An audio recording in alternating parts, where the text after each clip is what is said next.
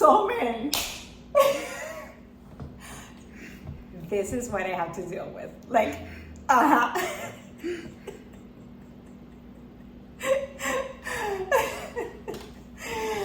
So man, we're live. No, we're not live. So, this is my daughter Summer. I'm Liz. Welcome back to The Reason Behind the Madness. Let's tell you all about the last triathlon race that we did, which was the Clash Endurance Miami.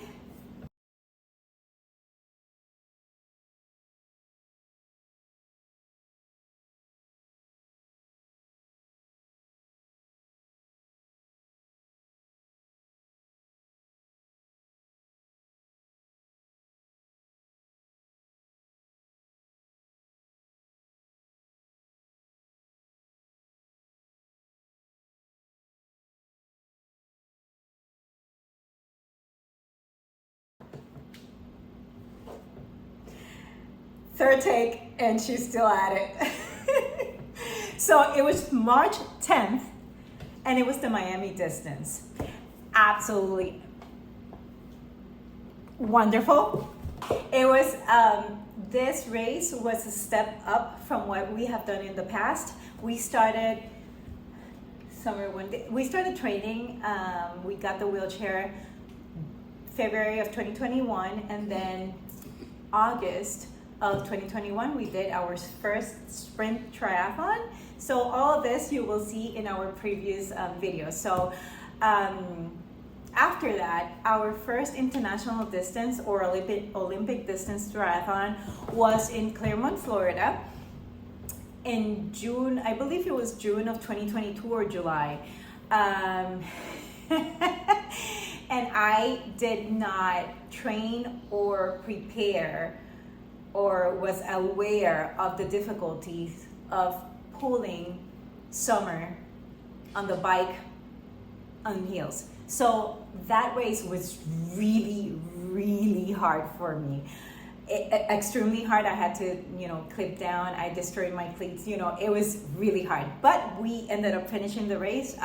It was not a good performance, but we ended up finishing the race. After that, the rest of 2022 and then 2023, I signed up for a few international Olympic distances, and we were never able to do them completely, like her and I. Either I couldn't do it with her the day of the race because of weather, or they switched it to duathlon and it was a shorter distance. So I was never able to do that long distance again, the International Olympic. So coming up to this, it was like, okay, since 2022, we had not done a longer distance. So I was, kind of underprepared, but really excited because this is what we want for our future. We really want to be able to go up a distance and eventually do a half distance 70.3 and then a full distance 140, and maybe the distance in between, which is 100 kilometers, in triathlons. So we need this in order to keep on moving, a step up. Right, Mama? And she needs the training as well. So we did it. And let's start with how the event was. I cannot say enough good things about the entire administration, the entire staff of Clash Endurance.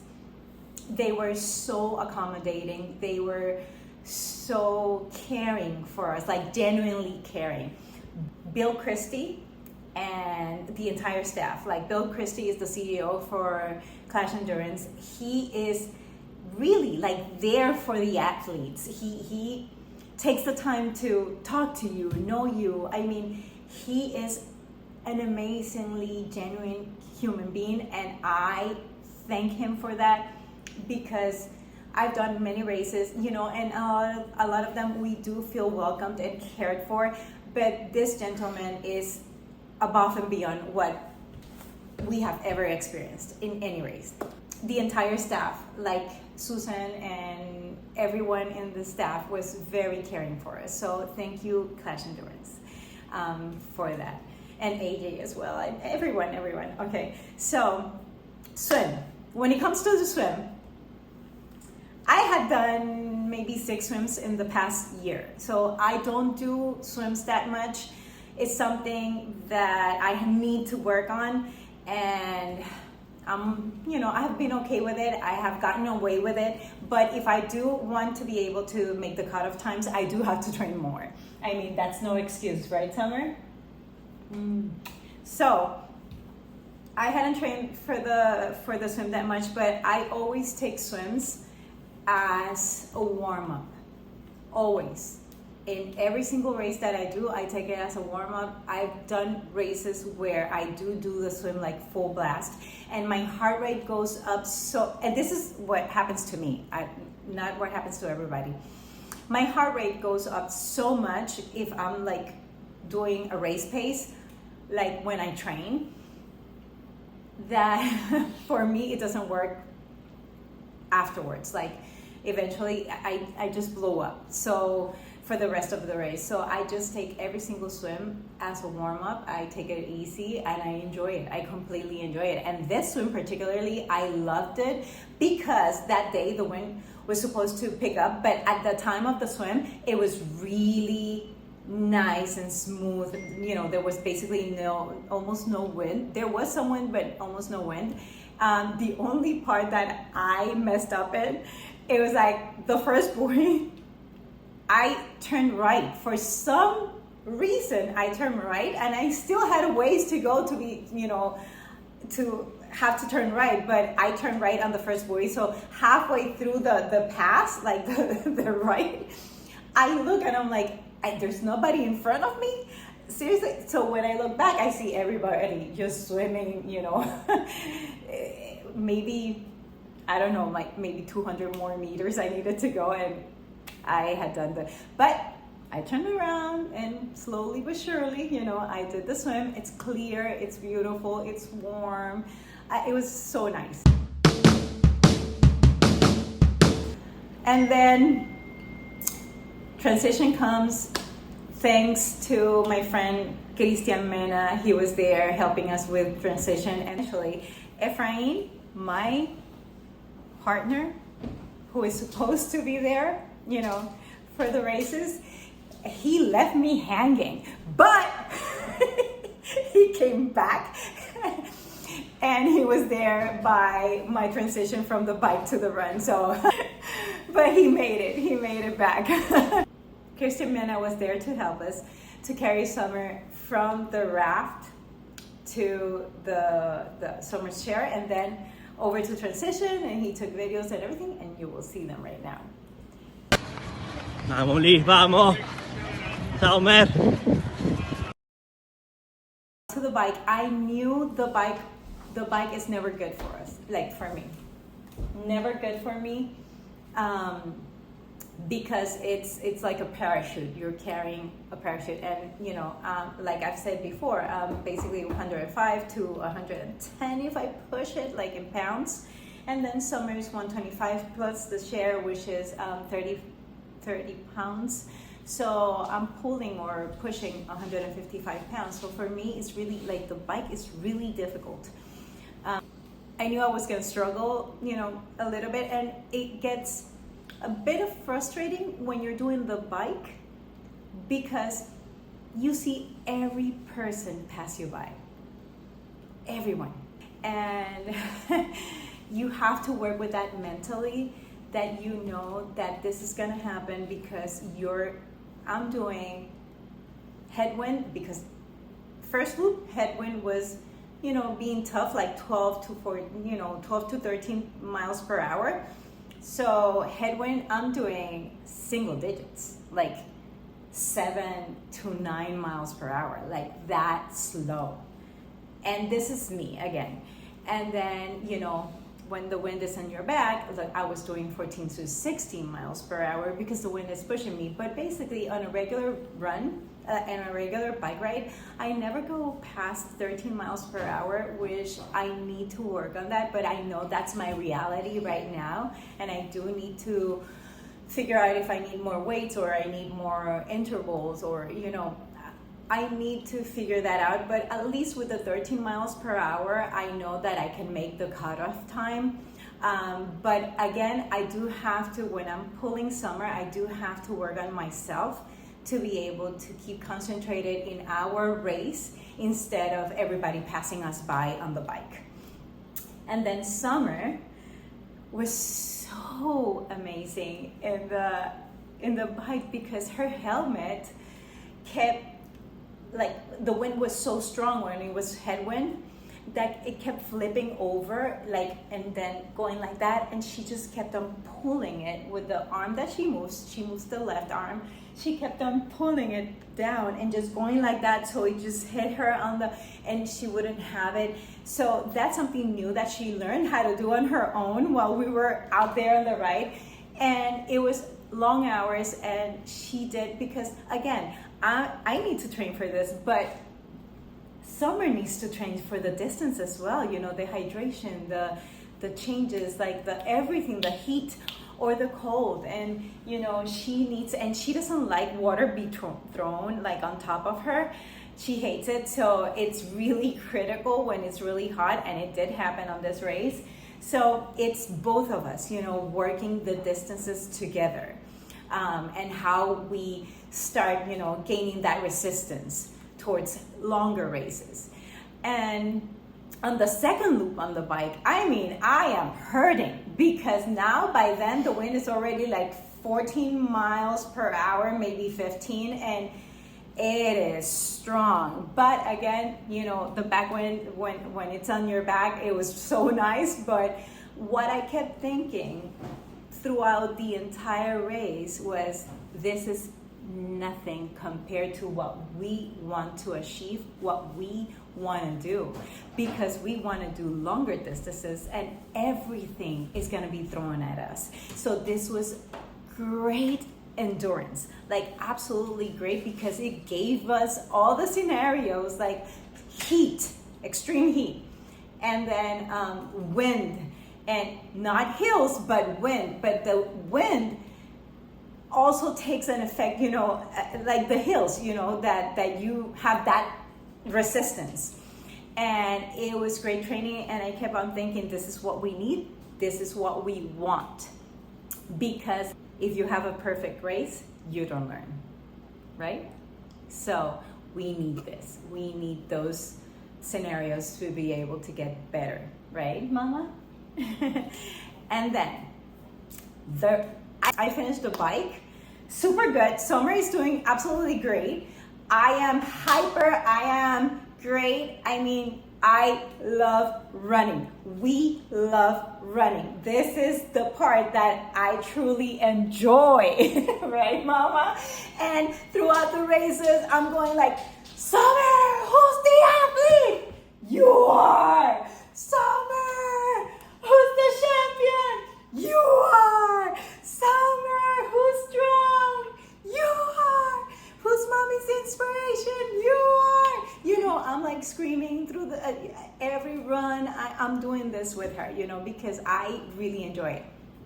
So we start on the run. I'm like hauling it. I had in my mind that we were gonna do, slow. I wanted to do 4 hours flat, and the entire race. So I'm thinking in my mind, okay, so since this is the longest distance that we've done, so the run is not gonna be my usual run, it's gonna be slower. So I'm gonna 9 minutes, 30 seconds per mile pace, right? And you can think whatever you want, but things never go exactly as planned. You know that. What I just said, if you have a perfect race, then you're not learning. So I'm going in. I look at the watch, like those first few 100 meters. within, maybe 7:30 to 8:30 per mile. We turned the first right, like it's an oval, right? Because it's at the Miami Speedway. That first turn, that wind, poof! Like the wind was so freaking strong. I cannot even tell you, like for me at least, my pace slowed down to 10-minute miles. And I'm like, oh my God. So the effort that I was having to make was significant. It was like pushing Summer up a hill. And I never pushed Summer uphill. I always walk the hills with her, and then I make up coming down or on the flats. Because it's not worth the amount of energy that I have to spend doing that. It's not worth it, because then later on during the race, I'm gonna pay for it. So I just walk the hill. So that first 4 miles, it was an 8-mile run. That first 4 miles, it was slow. I think I was doing maybe 9:30 to 10-minute miles.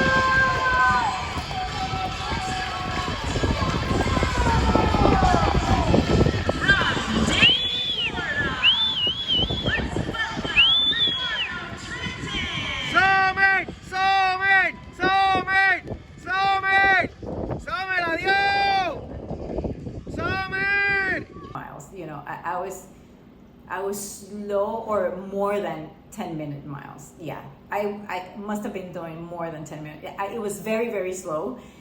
And on the second loop, I started walking. Like headwind, I started walking. So I almost walked like the entire, because when, this is what happened. When the wind was in my back, by that point, by the second loop, the heat was so significant that I never stopped a water station, because I have all my hydration on Summer's chair, right? I started getting ice and pouring it over. I knew that she was hot, so I started pouring ice over her to keep her cool, and she is fighting with me. She's like, ah! She is screaming, she is fighting, she's not liking it, but I knew I needed to cool her down, and I knew that she didn't get enough water, because she doesn't drink through her mouth. She drinks, through a pump, like a gastro pump. So I knew that with the heat, that she didn't get enough for hydration. So we need to work on that as well. And maybe just run the pump on the chair, like have water running to her at all times during the run. So she's constantly hydrated. And we do need to work with that. So I walked. I walked and I walked and I walked. So but nevertheless, I was thinking the entire time, this is what we need. This is the training that we need. This is, what we want. So this is the first triathlon of the year. This is the first time that we're doing a longer distance. So it was good. It was a lot of knowledge, a lot of understanding how my body's gonna react, how Summer is gonna react, how we need to work on her hydration and other things, and keeping her cool, because she doesn't like the ice being thrown at her. Even when we got to the finish line, like they put like a towel over me and it was dripping, and I went to kiss her, because I always kiss her and hug her, and she went like, ah! Eso, buen trabajo. Muy bien, vamos, muy bien, Samuel, saluda. Mami, aquí, mami. Eso. Mira, qué rápida, mami. She didn't like it at all. And I felt so rejected by you. So this is all things that we needed to know. I forgot to tell you that the swim was 1 mile. The bike ride, I'm a little bit confused, because it said that it was 30 miles, but my finish time, it said that it was 27 miles. So I'm not quite sure how much was the bike, but it was either from 27 to 30 miles, the entire bike ride. And then the run was 8 miles. So this is all good. I loved it. I love the environment. Like, I never ever stay afterwards in a race. Like for the awards, I always leave because I need to deal with summer, and it's very difficult for me to stay, and especially if there's heat and everything. So we stayed. I think we closed the venue. I mean, we stayed because it was so nice and everybody was so amazing that we really loved it. So I highly recommend it, and especially if you're doing it with special needs child, they are so accommodating, so loving that we are definitely going back. And hopefully we're gonna do Daytona. I'm a little bit concerned, which is with Clash Endurance Daytona, and I'm a little bit concerned because the race is gonna be December 8th. So I've never ever been able to do a race from November to January because I have a condition called Raynaud's syndrome, and I get very cold in my fingers and I get numb. It's a whole bunch of beep. So I am concerned about that, but maybe if I get the right gear, equipment, I can do it. So, but I'm really excited because it's gonna be a half distance. So 70.3, so this is what we want, this is what we're aiming for, and we're gonna keep on racing for you to drive safe and for the inclusion of our special needs individuals in all races, right, Mama? That we want everyone, all the special needs athletes out there. Yeah. With that, I'm gonna tell you we have 2 available wheelchairs. If anyone has a special needs child and wants us to lend them as an adaptive wheelchair for running or triathlon, we do have one that we can lend you out. If we're gonna do the race, we can bring it over and you can train with us. So just hit us up, send us an email, and let's train together and let's get them included. And you guys, every one of you, we are all responsible for driving safely, because everyone, even if you don't drive, everyone has somebody out there that's driving, and we want to keep them safe. So we race for you to drive safe. Eso! Summer! Summer! Summer! Summer! Summer! ¡Epa! ¡Vamos, vamos! ¡Woo!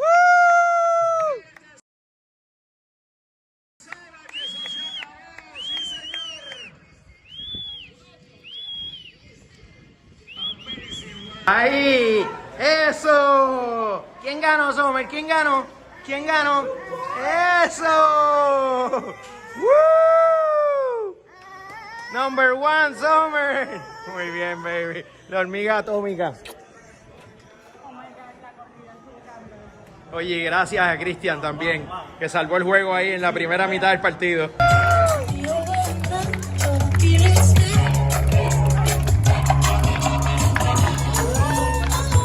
So this is Liz Lopez, Summer's mom, who pushed her, and biked with her through a 4:35. Yeah, baby. Thank you. Unbelievable, Summer. Woo! Woo! I love it.